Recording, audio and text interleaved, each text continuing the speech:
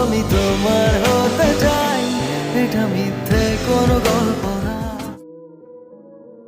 একটি দম্পতির কাছে তাদের বিবাহ বার্ষিকী শুধু একটি তারিখ নয়, বরং তার সঙ্গে মিশে থাকে হাজারো আবেগ আর স্মৃতি। 18 এপ্রিল 2008 ঢালিউডের সবচেয়ে চর্চিত জুটি শাকিব খান ও অপু বিশ্বাস বিবাহ বন্ধনে আবদ্ধ হয়েছিলেন। কিন্তু ক্যালেন্ডারের পাতায় আরও একটি 18 এপ্রিল পেরিয়ে গেলেও এবারও শাকিবকে পাশে পাননি অপু বিশ্বাস। এক সময়ের আনন্দঘন এই দিনটি এখন অপুর জীবনে শুধুই এক দীর্ঘশ্বাসের নাম। বিবাহ বার্ষিকী উপলক্ষে পারিবারিক কোনো আয়োজন তো দূরের কথা, সোশ্যাল মিডিয়ায় অপু বিশ্বাসের পক্ষ থেকে মেলেনি কোনো বার্তাও।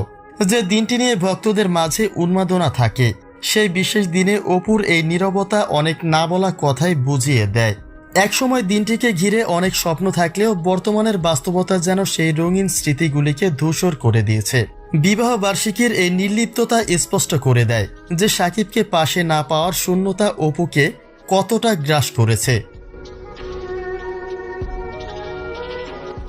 অনেকে মনে করেন শাকিব খানকে অপুর জীবন থেকে কেড়ে নিয়েছেন শবনম বুবলী। মাঝে মাঝে শাকিব অপুকে একসঙ্গে দেখা যাওয়ায় ভক্তরা আবারও তাদের পুনর্মিলনের স্বপ্ন দেখতে শুরু করেছিলেন। কিন্তু সম্প্রতি সময়ে শাকিব অপুর ব্যক্তিগত বিশেষ মুহূর্তগুলিতেও দেখা মিলছে না কিং খানের। শাকিবের এই দূরত্ব অপুর ফিরে পাওয়ার সেই ছোট্ট স্বপ্নকে আবারও চুরমার করে দিয়েছে। বিশেষ এই দিনগুলিতে শাকিবের অনুপস্থিতি তাদের সম্পর্কের শীতলতাকেই বারবার সামনে নিয়ে আসছে। শাকিব অপুর এই দূরত্ব কি তবে চিরস্থায়ী হতে চলেছে?